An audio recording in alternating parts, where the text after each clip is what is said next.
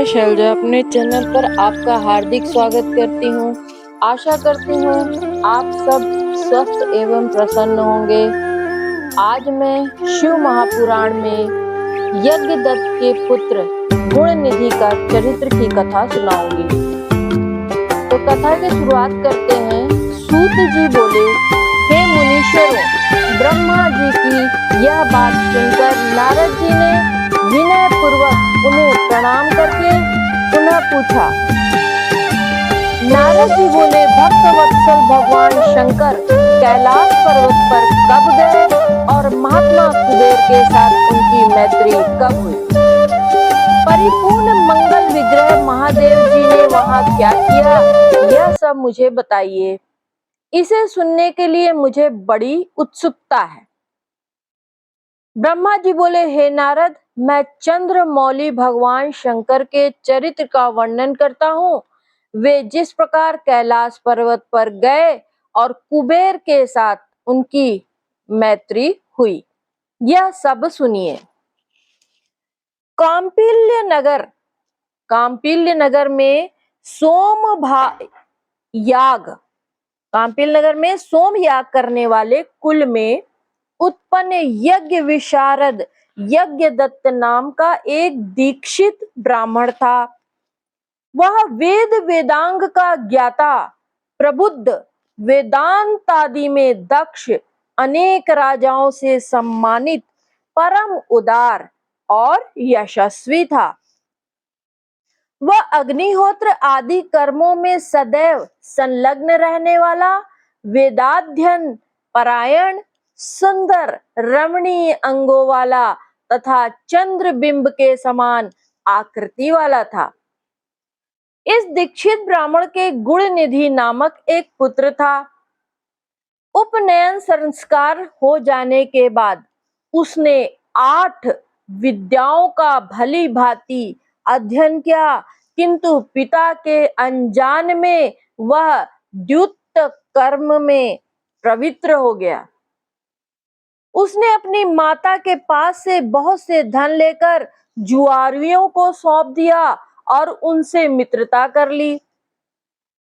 वह ब्राह्मण के लिए अपेक्षित आचार विचार से रहित, संध्या स्नान और कर्मों से परांगमुख, वेद शास्त्र आदि का निंदक, देवताओं और ब्राह्मणों का अपमान करने वाला और स्मार्ताचार विचार से रहित होकर गाने बजाने में आनंद लेने लगा। उसने नटों, पाखंडियों और भांडों से प्रेम संबंध स्थापित कर लिया। माता के द्वारा प्रेरित किए जाने पर भी वह पिता के समीप कभी भी नहीं गया। घर के अन्य कर्मों में व्यस्त वह दीक्षित ब्राह्मण जब अपनी दीक्षित पत्नी से पूछता कि हे कल्याणी, घर में मुझे पुत्र गुणनिधि नहीं दिखाई पड़ रहा है, वह क्या कर रहा है? वह तब यही कहती कि वह इस समय स्नान करके तथा देवताओं की पूजा करके बाहर गया है। अभी तक पढ़कर वह अपने 2-3 मित्रों के साथ पढ़ने के लिए गया हुआ है। इस प्रकार उस गुणनिधि की एक पुत्रा माता सदैव दीक्षित को धोखा देती रही। वह दीक्षित ब्राह्मण उस पुत्र के कर्म और आचरण को कुछ भी नहीं जान पाता था। 16वें वर्ष में उसने उसके केशांत कर्म और आदि सब संस्कार भी कर दिए। इसके पश्चात उस दीक्षित यज्ञदत्त ने गृह सूत्र में कहे गए विधान के अनुसार अपने उस पुत्र का पाणी ग्रह संस्कार भी कर दिया। हे नारद, स्नेह से आर्द्र हृदय वाली उसकी माता पास में बैठकर मृदु भाषा में उस पुत्र गुणनिधि को प्रतिदिन समझाती थी कि हे पुत्र, तुम्हारे महात्मा पिता अत्यंत क्रोधी स्वभाव वाले हैं। यदि वे तुम्हारे आचरण को जान जाएंगे तो तुमको और मुझको भी मारेंगे। तुम्हारे पिता के सामने मैं तुम्हारी इस बुराई को नित्य छिपा देती हूँ। तुम्हारे पिता की समाज में प्रतिष्ठा सदाचार से ही है, धन से नहीं। हे पुत्र, ब्राह्मणों का धन तो उत्तम विद्या और सज्जनों का संसर्ग है। तुम तुम प्रसन्न मन होकर अपनी रुचि उनमें क्यों नहीं लगा रहे हो?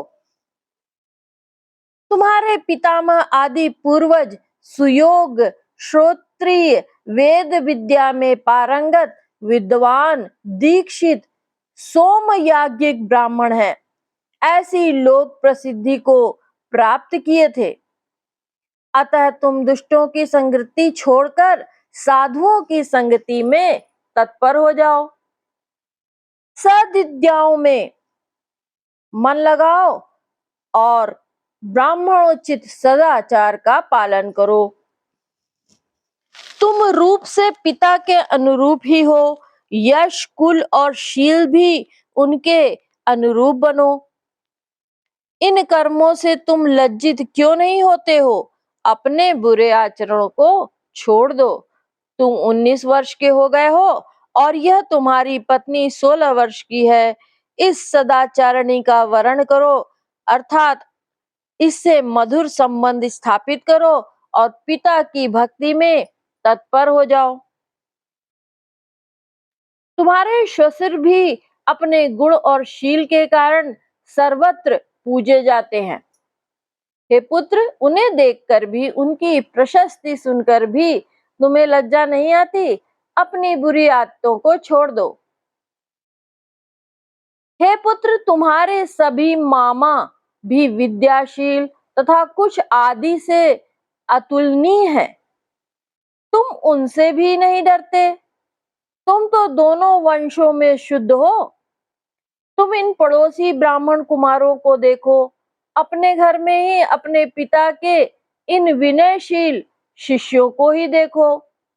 हे पुत्र, राजा भी जब तुम्हारे इस दुष्टाचरण को सुनेंगे तो तुम्हारे पिता के प्रति अपनी श्रद्धा त्याग कर उनकी वृत्ति भी समाप्त कर देंगे। अभी तो लोग यह समझ रहे हैं कि यह लड़कपन की दुष्चेष्टा है। इसके पश्चात वे प्राप्त हुई प्रतिष्ठित दीक्षित की उपाधि भी छीन लेंगे। सभी लोग तुम्हारे पिता को और मुझको भी दुष्ट वचनों से धिक्कारेंगे और कहेंगे, इसकी माता दुष्चरित्रा है, क्योंकि माता के चरित्र को ही पुत्र धारण करता है।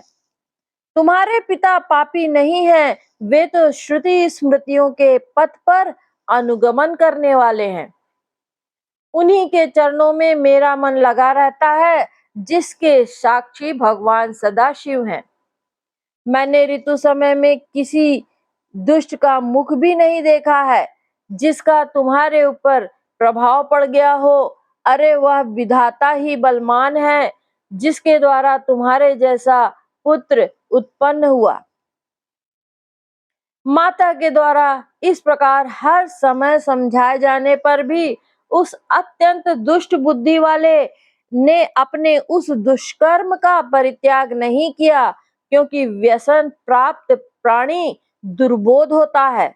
मृग्या, शिकार, मद्य, शून्य, चुगली, असत्य भाषण, चोरी, द्यूत तथा वेश्यागमन आदि इन व्यसनों से कौन खंडित नहीं हो जाता है? वह दुष्ट जो जो संदूक, वस्त्र आदि वस्तुओं को घर में देखता, उन सब वस्तुओं को ले जाकर जुआरियों को सौंप देता था। एक बार घर में पिता के हाथ की एक रत्न जड़ित अंगूठी रखी थी, उसे चुराकर उसने किसी जुआरी के हाथ में दे दिया। संयोग से दीक्षित ने किसी जुआरी के हाथ में उस अंगूठी को देख लिया और उससे पूछा, तुम्हें यह अंगूठी कहाँ से प्राप्त हुई? उस दीक्षित के द्वारा बार बार कठोरता से पूछे जाने पर उस जुआरी ने कहा, ब्राह्मण, हे ब्राह्मण, आप जोर जोर से मुझ पर क्यों आक्षेप कर रहे हैं? क्या मैंने इसे चोरी से प्राप्त किया है? आपके पुत्र ने ही मुद्रा देकर इसको मुझे दिया है। मुद्रा लेकर इसको मुझे दिया है। इसके पहले भी मेरे द्वारा जुए में जीत लिए जाने पर उसने अपने माता की साड़ी भी चुराकर मुझे दे दी है। उसने मात्र मुझको यह अंगूठी नहीं दी है, अपितु अन्य जुआरियों को भी उसने बहुत सा धन दिया है। रत्नों की संदूक, रेशमी वस्त्र, सोने की झारी आदि वस्तुएं, अच्छे अच्छे कांसे और तांबे के पात्र भी उसने दिए हैं। जुआरी लोग प्रतिदिन नग्न करके बांधते रहते हैं, उसे नग्न करके बांधते रहते हैं। इस भूमंडल पर उसके समान कोई दूसरा जुआरी नहीं है। हे विप्र, आज तक आप जुआरियों में अग्रणी और अविनय तथा अनीति में प्रवीण अपने पुत्र को क्यों नहीं जान सके? ऐसा सुनकर लज्जा के भार से उस ब्राह्मण का सिर झुक गया और अपने सिर को वस्त्र में ढककर वह घर चला आया। तदंतर वह शीत कर्म परायण दीक्षित यज्ञदत्त अपनी महान पवित्र पतिव्रता पत्नी से कहने लगा। यज्ञदत्त बोला, हे दीक्षितायनी, धूर्त पुत्र गुण निधि कहाँ है? कहीं भी बैठा हो, उससे क्या लाभ? वह मेरी सुंदर सी अंगूठी कहाँ है? तुमने मेरे शरीर में तेल, उपटन आदि लगाने के समय मेरी अंगुली से जिसको निकाल लिया था, उस रत्न जटित अंगूठी को लाकर शीघ्र मुझे दो। उसके इस वचन को सुनकर वह दीक्षितायनी भयभीत हो उठी और बोली, इस समय मध्यकाल की स्नान क्रियाओं को संपन्न कर रही हूँ। देव पूजा के लिए अर्पित की जाने वाली सामग्रियों को एकत्रित करने में व्याकुल हूँ। हे अतिथि प्रिय, यह अतिथियों का समय नहीं कहीं अतिक्रमण ना कर जाए, इसलिए मैं भोजन बनाने में व्यस्त हूँ। मैंने किसी पात्र में अंगूठी को रख दिया है, अभी याद नहीं आ रहा है।